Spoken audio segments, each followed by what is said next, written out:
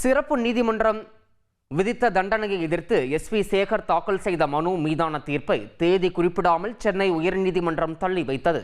2018இல் பெண் பத்திரிகையாளர்கள் குறித்து தரக்குறைவாக விமர்சிக்கப்பட்டதை நடிகர் எஸ்வி சேகர் தனது முகநூல் பக்கத்தில் பகிர்ந்திருந்தார்.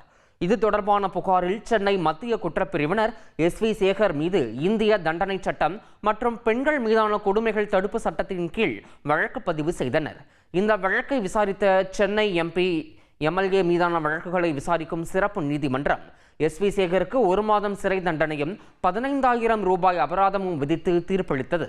இதை எதிர்த்து சென்னை உயர்நீதிமன்றத்தில் எஸ்வி சேகர் தாக்கல் செய்த மேல்முறையீடு வழக்கு நீதிபதி வேல்முருகன் முன்பு விசாரணைக்கு வந்தது.